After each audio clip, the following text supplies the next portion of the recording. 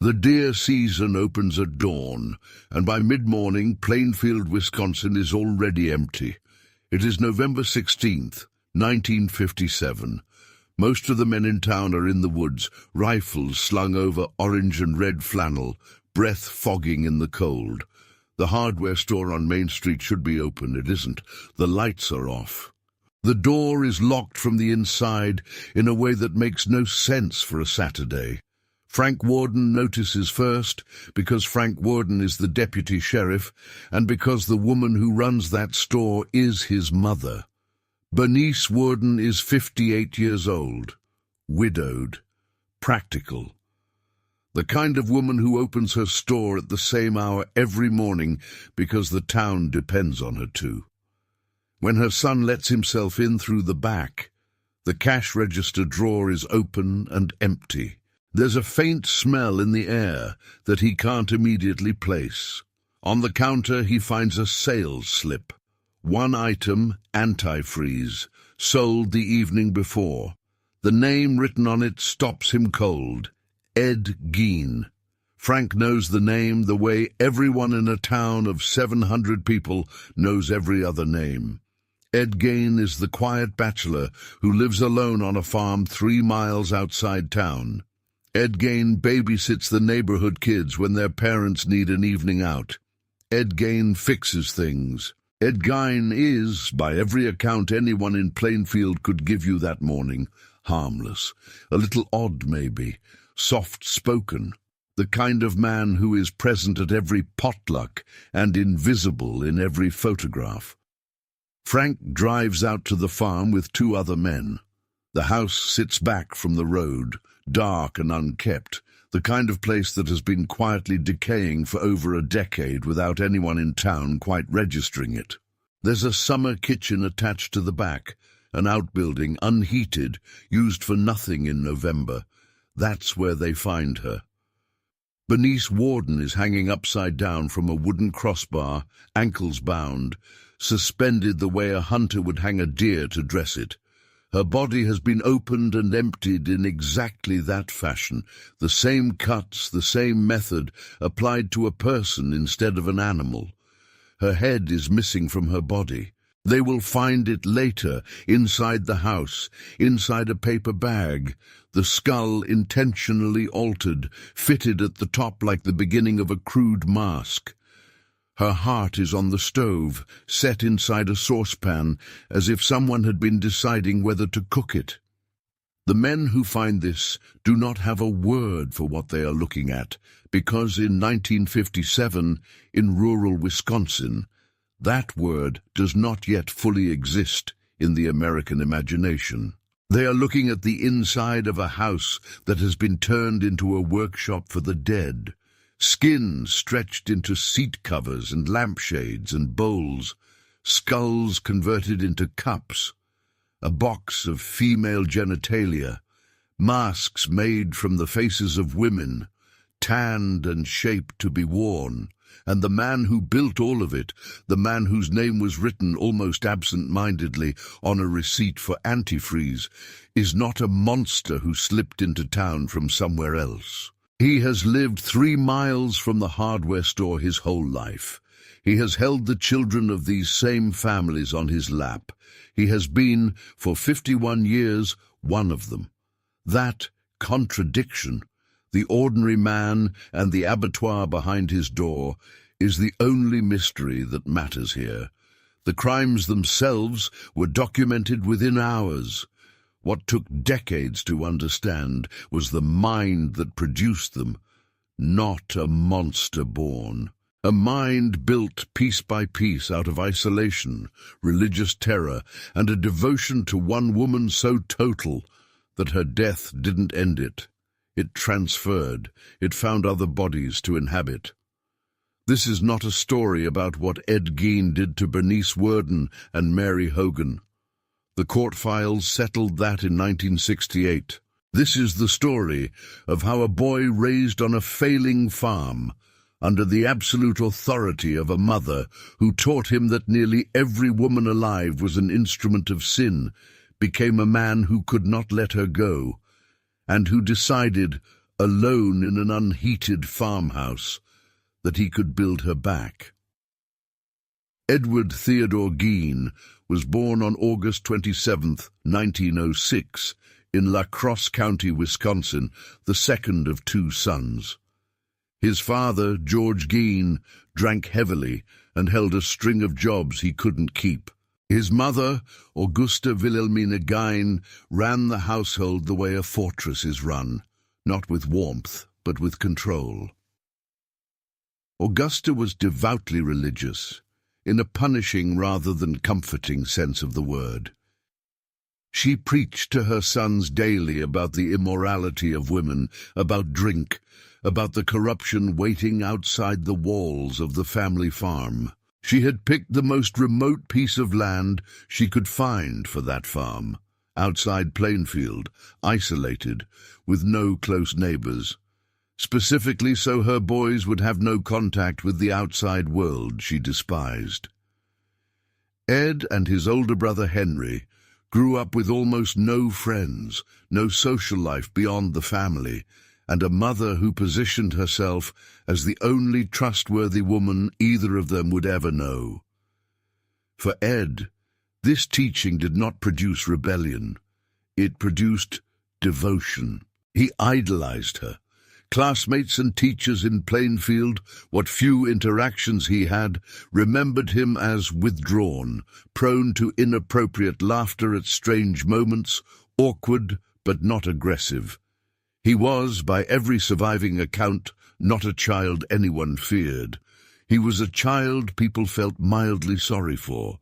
His brother Henry experienced the same household differently. As they grew into adulthood, Henry began to openly criticize their mother, voicing the kind of doubts that in that house were treated as betrayal.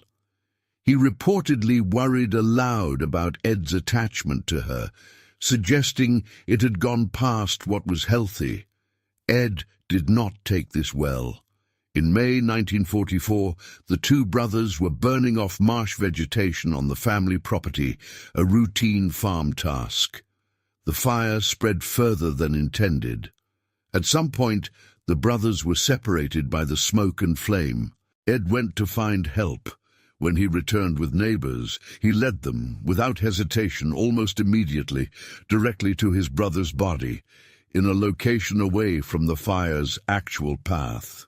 Henry was dead, with bruising on his head, inconsistent with a simple brush fire. The local coroner, working with the limited forensic standards of the era and no apparent reason to suspect a respected local family, ruled it accidental. Asphyxiation. Case closed within the day. No one reopened it for decades. When Gein's crimes came to light in 1957, investigators looked back at Henry's death and found a death certificate that satisfied no one studying it in hindsight. Too quick, too certain, resting almost entirely on the word of the one surviving witness, who happened to be the brother who had just inherited sole claim to their mother's attention.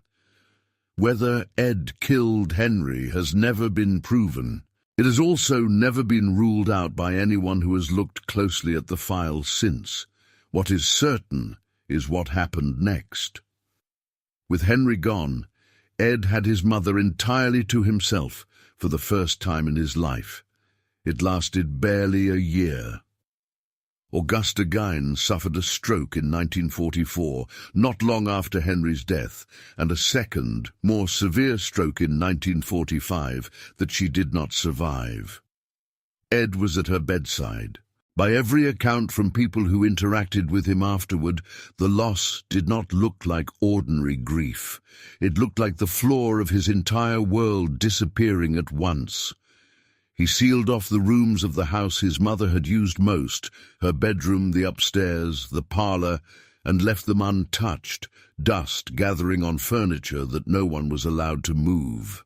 He continued to live, but only in the kitchen and one small adjoining room, as if the rest of the house had become a shrine he was no longer worthy to enter.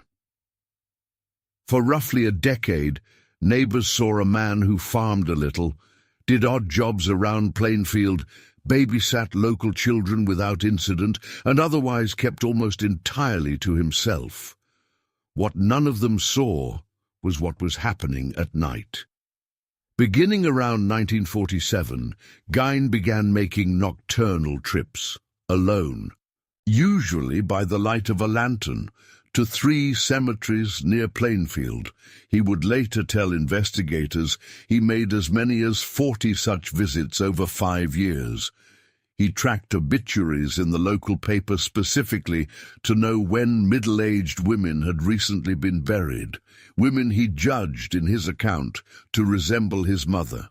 On roughly 30 of those nights, he said, he arrived at the grave, stood there in whatever state of mind he was in, and left without disturbing anything. On the others, he dug. He took bodies, sometimes whole, sometimes only parts, back to the farm. There, in isolation, with no one to answer to and nothing left of his mother but memory, he began tanning skin and preserving bone, fashioning what he later described not as trophies, but as components. He was not, contrary to later popular belief, eating any of it. He was not engaging in necrophilia in the way that term is commonly understood. What he told psychiatrists in the calm, almost clinical language he used for almost everything was that he wanted to make a woman's suit, an entire body of skin he could, in his words, climb into and wear. He wanted, more than anything else investigators could extract from him, to become his mother, or to bring her back, or both, in a logic that never fully resolved itself even under years of psychiatric interview. 2 women's deaths could not be explained by grave robbing. Mary Hogan, a tavern keeper in nearby Pine Grove, vanished without a trace in December 1954. Her bar was found with blood on the floor and a spent shell casing, but no body, and the case went cold for 3 years. It would not be solved until investigators searched the Gein farm in 1957 and found her head among the collection inside the house. And then, in November 1957, came Bernice Worden. Not a grave, not a stranger passing through, but a woman Ed Gein had known personally for years, in a town small enough that everyone in it was, in some sense, known personally. She had been, briefly, the last name on a receipt. She would become the case that ended everything.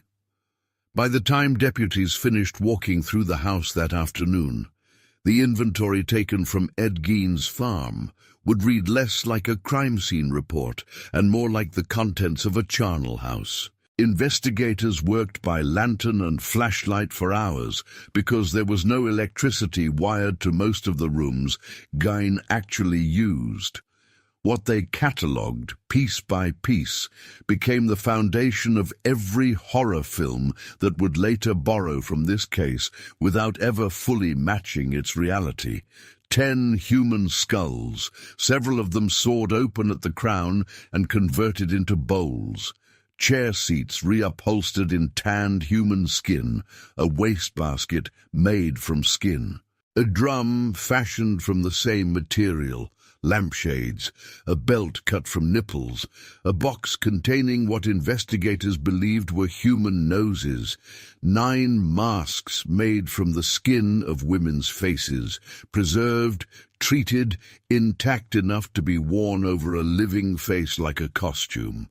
And the centerpiece of it all, the object that would define the case for decades afterward, a vest cut and sewn from the torso skin of a woman, complete with breasts designed to be put on like clothing. Gein would later tell psychiatrists in flat, almost technical language that he intended to step into this suit and become physically his mother, to walk around the house and the yard as her, restored. He never claimed to be a cannibal. Forensic examiners searching the house and questioning him directly found no credible evidence that he ate human remains, despite the rumor that would attach itself to his name almost immediately and never fully detach. He denied sexual contact with the corpses as well, telling investigators the bodies smelled too strongly for that to be possible, a detail that, however clinical, mattered to the case being built against him. The myth-making started almost the moment reporters arrived in Plainfield, and Gein himself, sedated and largely cooperative under questioning, did very little to correct any of it. He answered what he was asked. He did not appear to fully grasp, even then, that what he had done was outside the boundaries of what other people considered survivable to hear. The interrogation itself became its own complication. Sheriff Art Schley, the lead investigator on the case and a man who had grown up in the same small community as many of the people whose graves had been disturbed, lost his composure during questioning. By multiple later accounts, Schley slammed Gein's head against a wall hard enough that it raised serious legal questions about the admissibility of anything Gein said afterward. The confession obtained in that room would be contested for years on exactly those grounds. A small-town sheriff pushed past the edge of procedure by the scale of what he'd just walked through, doing something that any competent defense attorney could later use to challenge the state's case. Schley died of a heart attack a few years later, at a relatively young age, and in the retelling that followed, people in Plainfield would sometimes say the case killed him too. There is no clinical way to prove that. There is also no way to prove it didn't. What couldn't be contested was the physical evidence itself, or the timeline investigators eventually reconstructed once Gein began talking without coercion. He described calmly and in sequence the cemeteries he'd visited, 3 of them all within a short drive of the farm. He described tracking the obituary pages specifically for funerals of middle-aged women, the demographic he associated, consciously or not, with his mother. He described as many as 40 nighttime visits over roughly 5 years, beginning not long after Augusta's death in 1945 and continuing until his arrest in 1957. On most of those visits, he said, he never actually opened a grave. He stood at the site, in whatever altered state he later described as a daze, and then simply went home. On perhaps a dozen occasions, he dug. This was the detail that complicated the case for prosecutors, as much as it complicated it for the public trying to understand him. Ed Gein was not, by any account that held up to scrutiny, a man who hunted living women for sport across a string of murders. He was, for the overwhelming majority of his criminal activity, a grave robber, a distinction that mattered enormously to how the case would eventually be tried, and one that the popular imagination would mostly discard in favor of the simpler, more cinematic version of events. 2 deaths broke that pattern: Mary Hogan in 1954, Bernice Worden in 1957. Everything else, the skulls, the furniture, the suit, had been built from women who were already dead when Gein found them.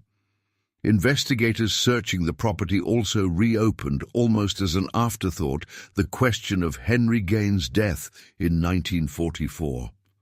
With the scale of what they were now finding on this same land, a brush-fire death that had been closed within a day 13 years earlier looked considerably less straightforward. Henry had argued with their mother. Henry had questioned Ed's attachment to her. Henry had died in a location away from where the fire had actually been burning, found by his own brother before anyone else arrived. No prosecutor in 1957 attempted to build a case on a death that old, with evidence that degraded, against a man who was already facing certain conviction on far more recent and far better documented crimes. The file on Henry Gein was never reopened in any formal sense. It simply sat there, an open question nobody with the authority to pursue it had any practical reason to chase. The town's reaction moved through stages that would become familiar in later decades of true crime, but that Plainfield, Wisconsin in 1957 had no template for. First came disbelief, the specific personal disbelief of people who had let this man into their homes to watch their children. Then came a kind of morbid tourism that the community found almost as disturbing as the crime itself. Cars from across the state and beyond began driving out to gawk at the farmhouse, some visitors stealing pieces of fence or siding as souvenirs before authorities intervened.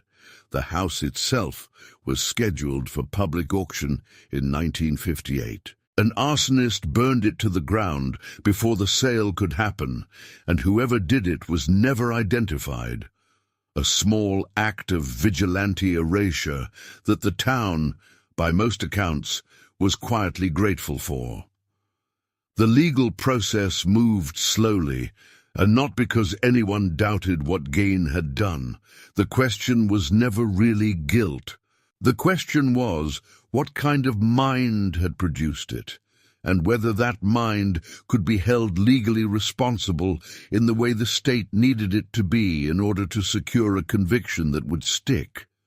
Gein was examined by psychiatrists almost immediately after his arrest, and the diagnosis that emerged, chronic schizophrenia, with the specific delusional architecture built around his mother, was consistent enough across multiple examiners that a judge ruled him incompetent to stand trial in early 1958, before any trial had meaningfully begun.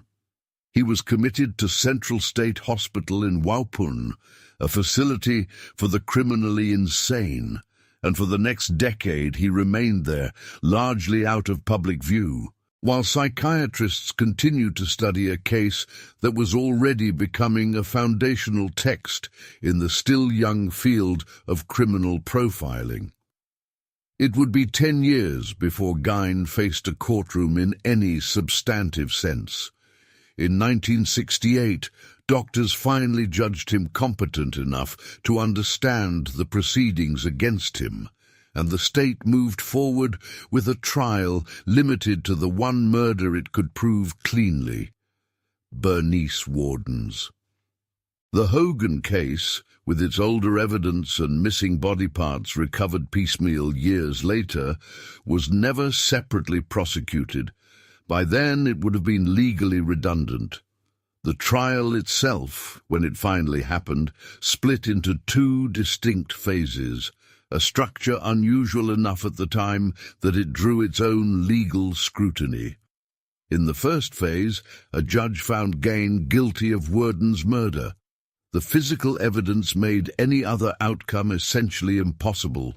In the second phase, the same judge ruled that Gein had been legally insane at the time of the killing, under the standard the law required, and committed him for the remainder of his life to a psychiatric institution rather than a prison.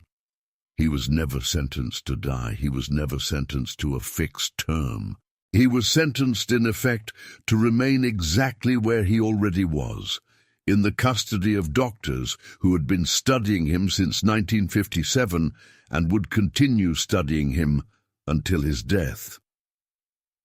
He spent his final years at the Mendota Mental Health Institute, by most staff accounts a quiet, cooperative patient, the same description neighbors in Plainfield had given of him before anyone knew what was happening on his farm at night. He died there on July 26, 1984, of complications from cancer, at the age of 77. He was buried in an unmarked grave near his mother's plot, in the same cemetery he had once visited under lantern light, looking for women who resembled her.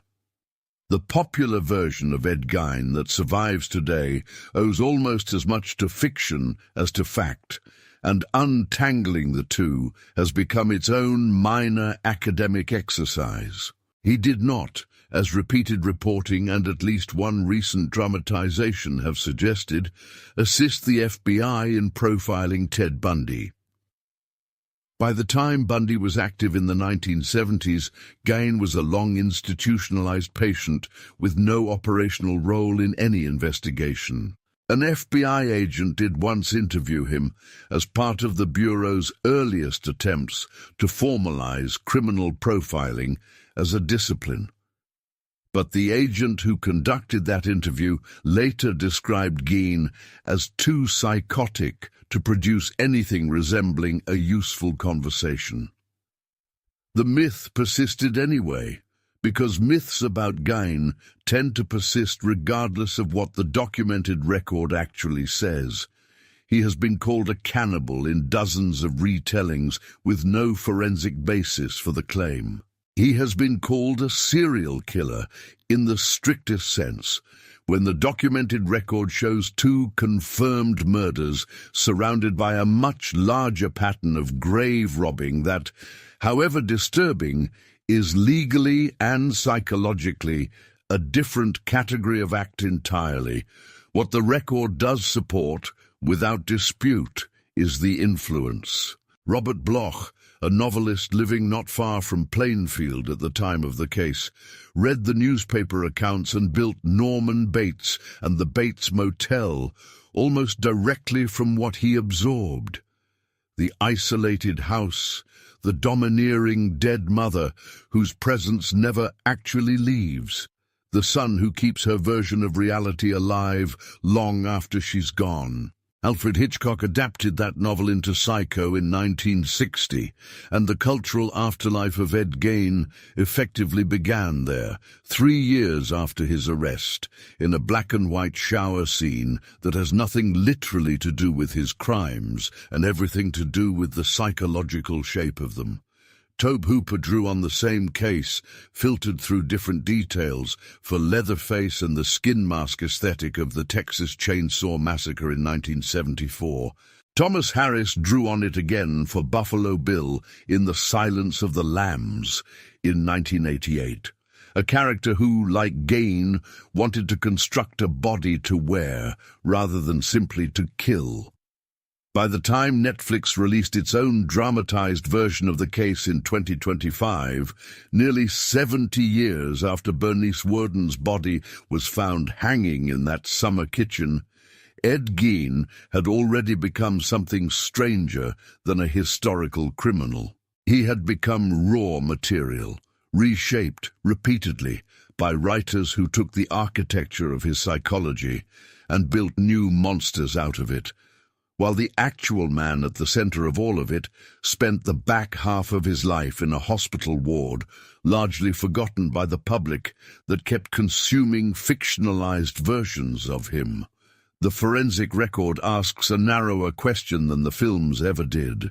Not what would a man like this do on camera, but what specific combination of isolation, religious terror, and unresolved grief is capable of producing a mind that solves the unbearable fact of death by attempting, literally, to rebuild the dead. Psychiatrists who examined Gein across more than 2 decades of institutionalization kept circling back to the same conclusion, stated in slightly different language each time. This was not a man who hated women. This was a man who had been permitted to love exactly one woman, completely, with no other relationship ever allowed to develop alongside it, and who, when she died, did not know how to exist in a world that no longer contained her. The clinical term that emerged from cases like Gein's, the disorganized killer, as later profilers would categorize him, undersells the precision with which his isolation had been engineered, mostly by other people, long before he ever touched a body that wasn't already in the ground, Criminal psychology in the decades since has returned to the Gein file again and again, not because the crimes themselves were operationally complex, but because the case sits at an unusually clean intersection of three factors that forensic psychiatry treats separately and rarely finds combined with this much documentation. Total social isolation imposed from outside, a closed religious belief system that pathologized the only contact he was allowed, and an attachment figure whose death did not resolve the attachment, but instead froze it in place. Augusta Gein's parenting has been studied retrospectively by multiple criminologists as a near-textbook case of what later literature would term enmeshment, a relationship in which a child's entire identity is constructed around serving and pleasing a single parent, with every other relationship actively discouraged or framed as morally dangerous. The farm's physical isolation wasn't incidental to this. It was the mechanism.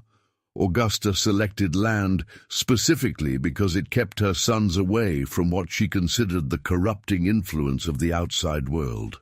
And in doing so, she removed the single variable that might have interrupted what was happening inside the household. Outside perspective. No teacher saw enough of Ed Gein to flag anything beyond mild oddness. No friend existed who might have offered him a competing version of normal. The farmhouse functioned for both Gein brothers less like a home and more like a closed system, governed entirely by Augusta's theology and Augusta's fear. What distinguishes Gein's case from a simple story of childhood neglect is what happened to that closed system once its only authority figure died.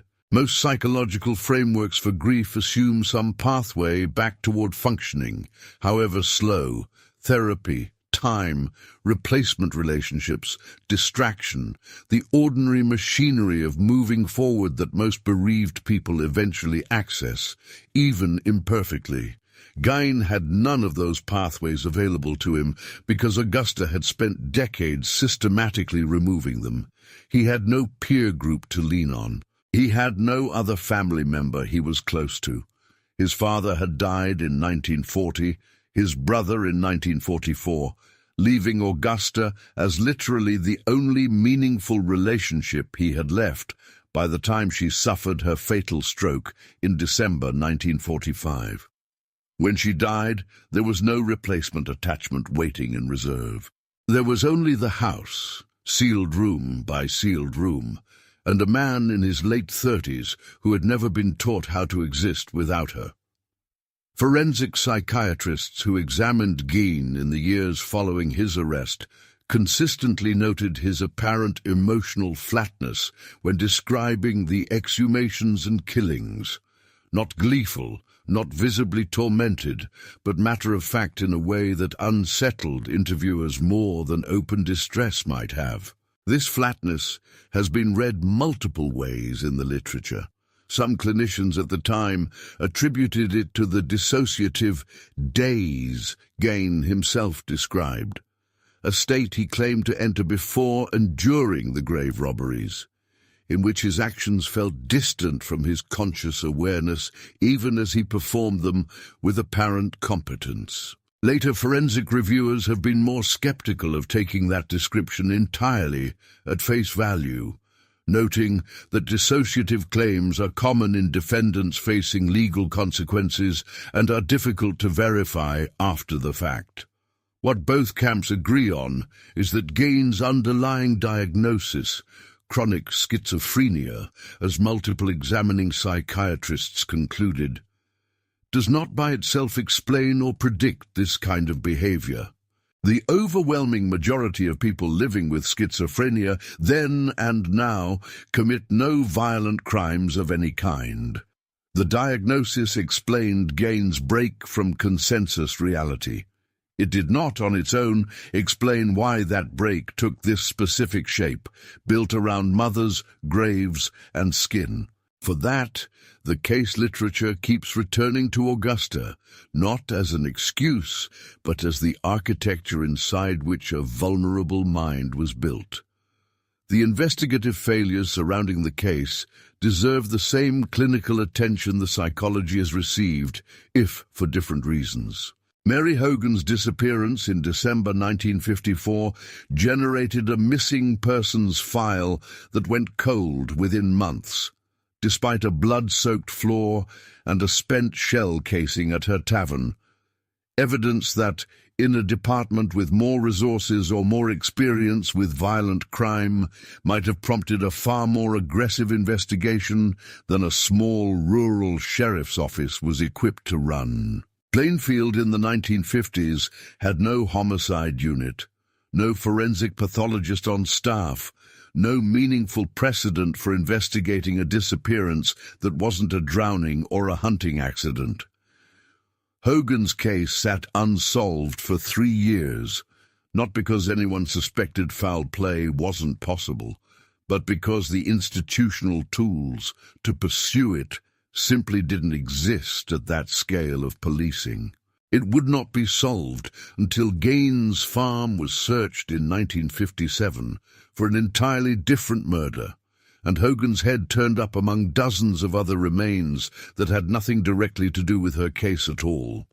This institutional gap is part of why the FBI's eventual interest in Gein, however thin the actual interview turned out to be, mattered so much to the field of criminal profiling as it formed in the following decades. Robert Ressler and John Douglas, the two agents most credited with developing the FBI's early behavioral science work on violent offenders, both later referenced Gein's case, not because of any productive interview, but because the sheer scale of physical evidence at the farm offered something criminology had rarely had before, a near-complete material record of what an isolated psychotic offender's private world actually looked like, undisturbed, before anyone intervened.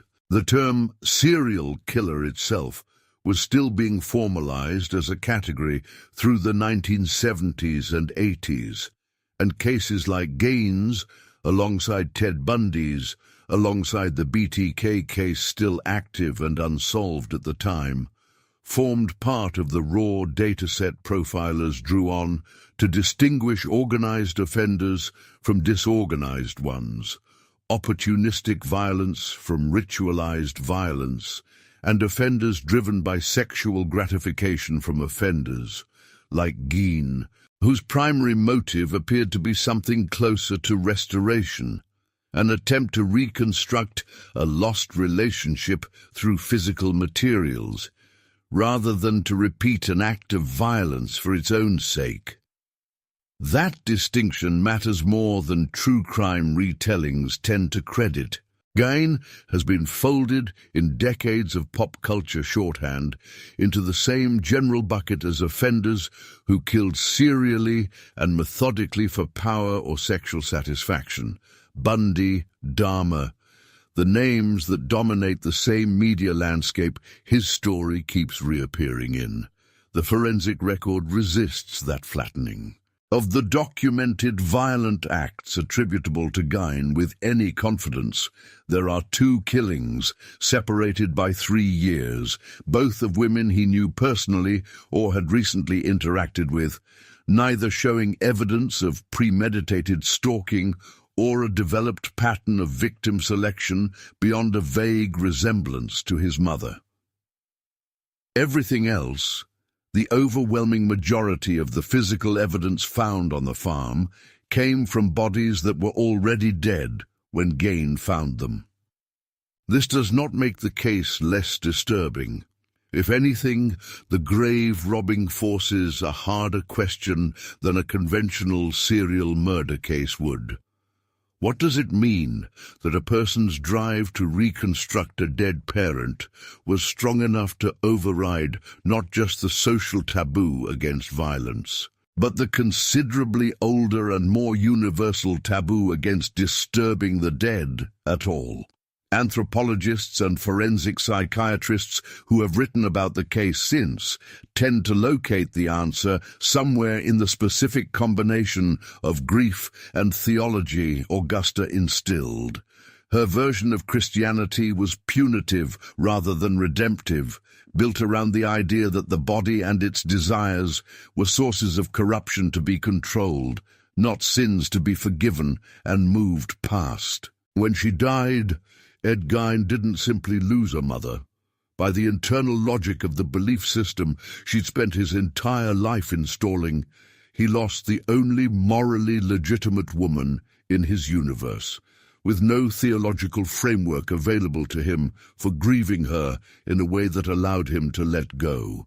The skin suit, the masks, the furniture upholstered in human remains, read coldly as artifacts rather than horror movie set pieces, function as an attempt to manufacture permanence out of a relationship that biology had made temporary. He could not bring her back. He appears to have decided at some point in the days he described to psychiatrists that he could at least stop being without her, by becoming physically a version of her himself. The cultural afterlife of this case has almost entirely discarded that distinction in favor of simpler material. Robert Bloch's 1959 novel Psycho, written within 2 years of Gein's arrest and drawing directly on newspaper coverage available at the time, kept the architecture, the isolated house, the domineering mother, whose presence outlasts her death, the son maintaining her version of reality because he has no other version available to him, while discarding almost everything specific to Gein's actual psychiatric profile in favor of a tighter, more commercially viable thriller structure. Hitchcock's 1960 film adaptation cemented that architecture as a permanent fixture of American horror, and every subsequent adaptation, parody, and homage has drawn from Hitchcock's version far more than from the Wisconsin farmhouse it was originally extracted from.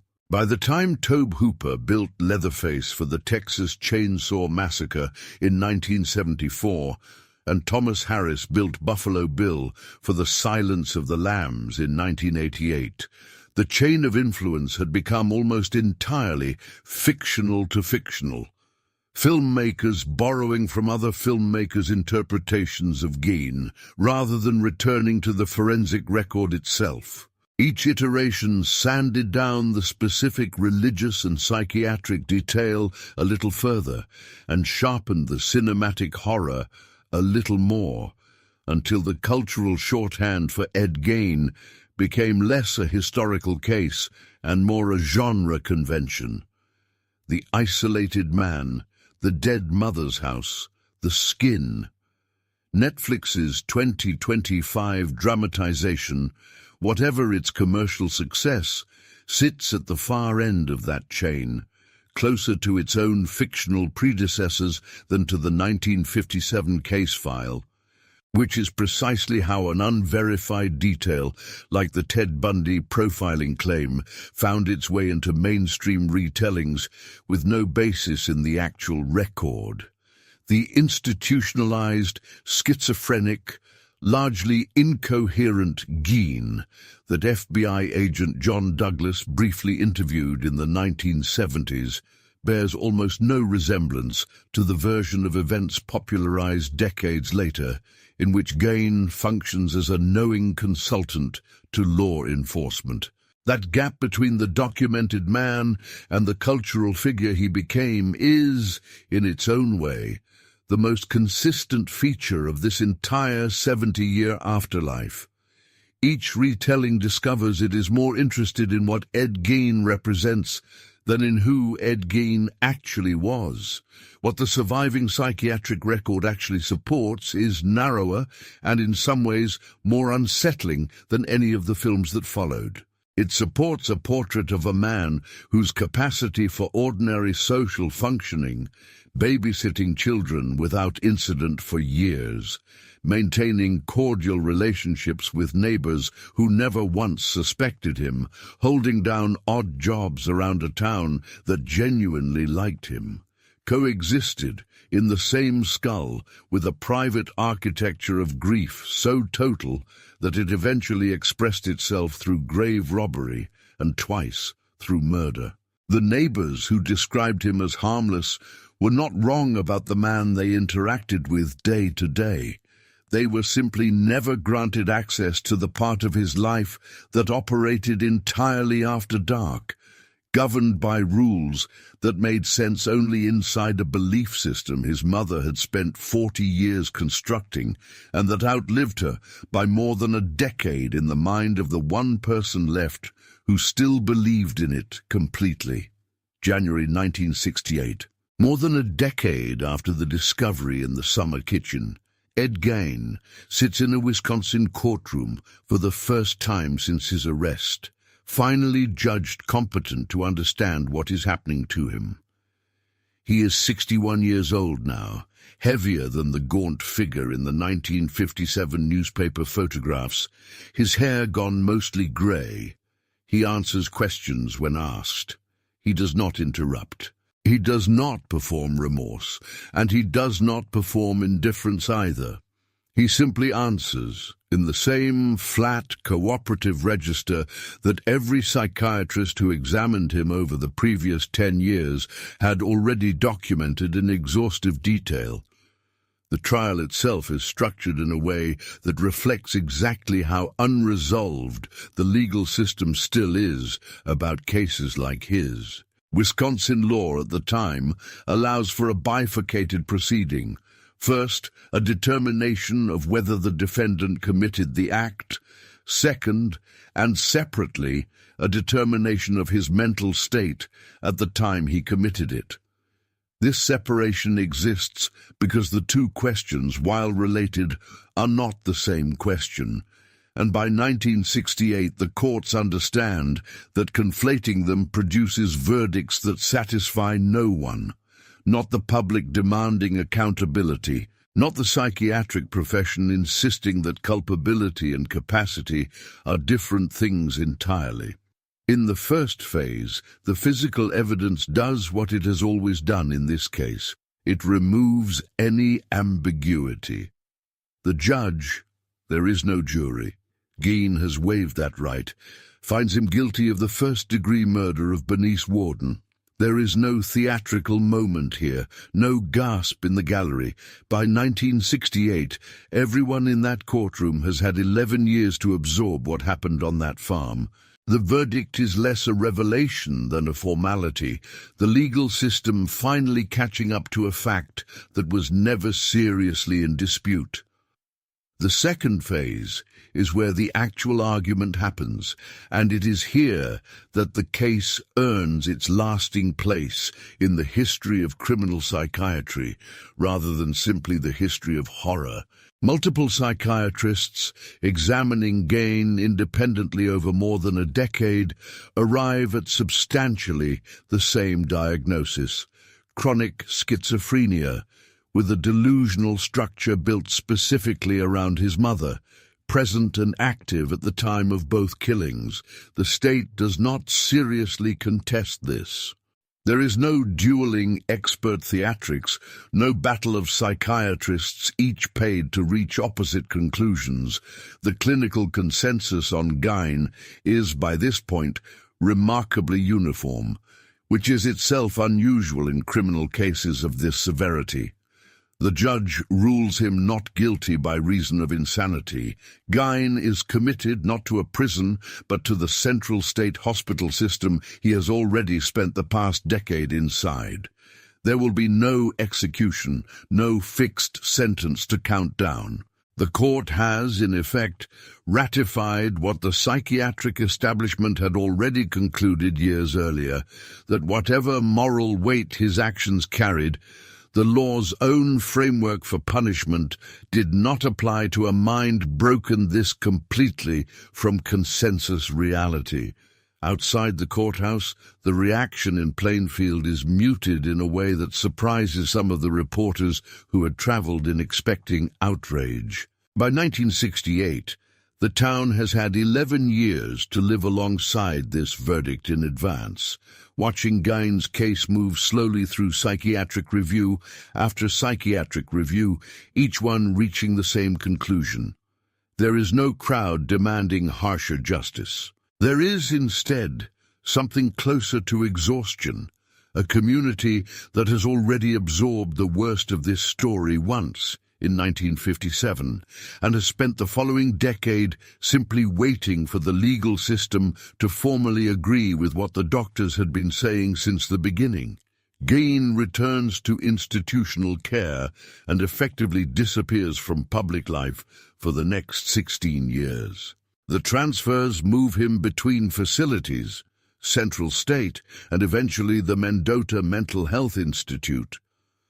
But the daily reality, by every staff account that has surfaced since, remains consistent. A quiet, compliant patient who causes no disciplinary problems, who is by some accounts even well-liked by staff, the same description Plainfield neighbors gave of the man before anyone knew what existed inside his farmhouse at night. He works on small craft projects. He reads. He grows old inside an institution, his case slowly transforming outside those walls into the foundational material for an entire genre of American horror he will never see, set in motels and basements, modeled loosely on a house that burned to the ground in 1958, with his understanding of why never asked for and never offered. He dies at Mendota on July 26, 1984, of complications from lung cancer and heart failure, 77 years old. There is no public statement, no closing ceremony to the case, no final interview. He is buried in Plainfield Cemetery, the same cemetery he walked through by lantern light 3 decades earlier, searching for women who resembled his mother, in an unmarked section near her own grave, close enough that, for a man who spent his entire adult life trying to undo the distance her death created, the geography of his burial reads almost as a verdict of its own. His headstone, when one was eventually placed years later, was repeatedly stolen and vandalized by souvenir hunters until the cemetery stopped replacing it.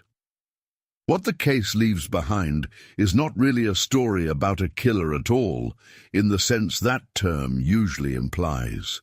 The documented violence, 2 deaths 3 years apart, is almost incidental to why this file has remained open in criminal psychology for nearly 70 years. What makes it durable is the completeness of the record. A man whose entire interior collapse, from devoted son to grave robber to murderer, was preserved almost intact, in his own words, across more than a decade of psychiatric interviews, available to every researcher who has since tried to understand how isolation, theology, and unresolved grief can combine into something the law has no good language for. The forensic and psychiatric consensus that emerged from those interviews resists the simplest explanation as much as it resists the most cinematic one. Ed Gein was not created by a single trauma, nor by simple cruelty, nor by an evil that existed independent of his circumstances. He was produced methodically by a closed system, a mother who removed every alternative attachment before he was old enough to seek one out himself, and a death that arrived with no replacement waiting in a mind already vulnerable to psychotic break. The crimes that followed were not an explosion of rage. They were closer to an attempt at repair, conducted by someone whose understanding of repair had never been taught anything but the materials of the body itself. That distinction is the one popular culture has spent 7 decades discarding in favor of a simpler monster. The isolated man, the dead mother's house, the skin suit, repeated across Psycho and the Texas Chainsaw Massacre and Silence of the Lambs, and, most recently, a Netflix dramatization that invented a relationship to Ted Bundy that never existed, because the actual psychiatric record was apparently less satisfying than the myth. The real case offers something the fictional versions consistently strip out: a documented, almost clinical answer to the question every one of those films asks, but none of them actually examines. Not what does a monster look like, but what specific failure of attachment, isolation, and unresolved grief is capable of building one, slowly, inside a man his own neighbors never stop describing as harmless.